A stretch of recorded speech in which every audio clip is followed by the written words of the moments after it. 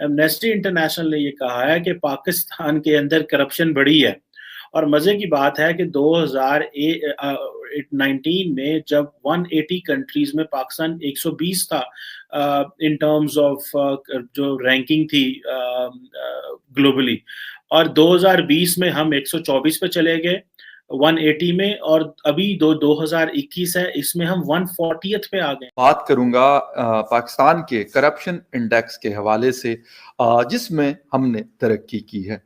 तरक्की कहाँ की? जिस तरीके से हमारे पासपोर्ट ने तरक्की की थी, इसी तरीके से हमने करप्शन इंडेक्स में भी तरक्की की है। हम पहले 124 पे थे और मतलब इस साल हमारा जो नंबर है दैट इज 140।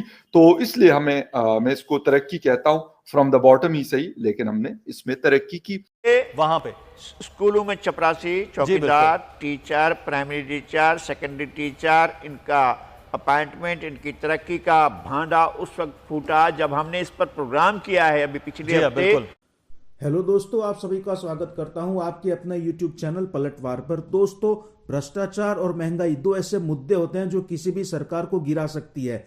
पाकिस्तान में दोनों ही मुद्दे हावी है। हाल ही में एमनेस्टी करप्शन इंडेक्स की रिपोर्ट आई है। इस रिपोर्ट में पाकिस्तान को 180 देशों में से 140वीं रैंक मिली है। इस रैंकिंग ने पाकिस्तान में करप्शन के पिछले 10 सालों के रिकॉर्ड को तोड़ दिया है। ये सुनकर पाक मीडिया चीख चीख के पागल हो गई है। वही भारत की बात करें तो भारत की रैंक 85 है। हमारी रैंक स्टेबल है। पिछले साल भी हमारी यही रैंक थी।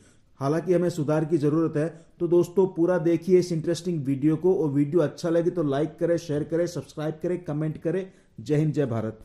खान साहब जो है मदीने के रियासत वाली सरकार, आज भी वो दावा करते हैं कि भाई मेरे जैसा आदमी नहीं है। भाई अपने एडवाइजर्स को कहता है कि यार मैं आपके पास एक, जिसे कहते हैं ना, एक सिंबल के तौर पे मुझे लो, एक जिसे कहते हैं गॉड के तौर पे मुझे दिखाओ यार, कि मेरे जैसा आदमी, मेरे जैसा लीडर हो ही नहीं सकता।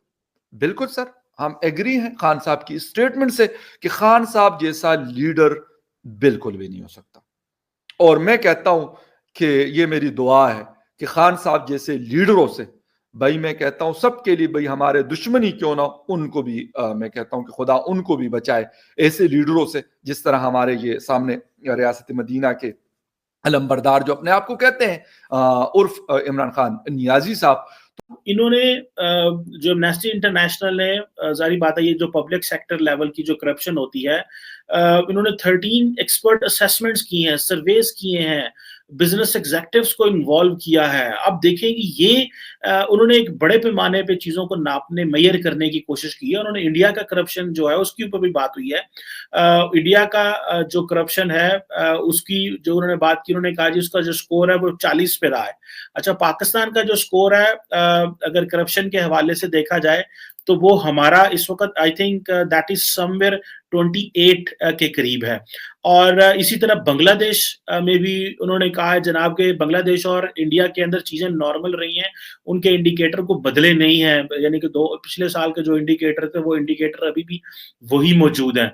सो एक तरफ तो वो है कि वो उन ममालिक के इंडिकेटर देख लें जहां पे वो इमरान खान साहब कहते हैं कि वो आरएसएस और हिंदुत्व और सारा कुछ उनको गालियां देते हैं, और यहाँ पे हमने ऑक्सफोर्ड ग्रेजुएट को बिठाया हुआ है और ऑक्सफोर्ड ग्रेजुएट जो है वो हमें कहाँ पे कहाँ ले गए।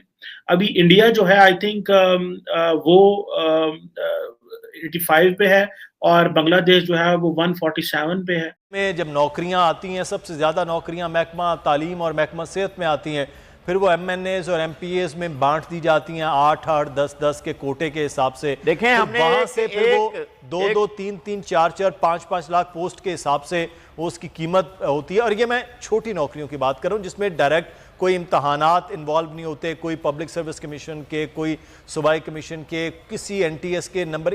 ये तो सादी सीधी नौकरी जो होती है, इंटरव्यू हुआ नौकरी के लिए, वहां पे स्कूलों में चपरासी, चौकीदार, teacher, primary teacher, secondary teacher, इनका अपॉइंटमेंट, इनकी तरक्की का भांडा उस वक्त फूटा जब हमने इस पर प्रोग्राम किया है अभी पिछले हफ्ते।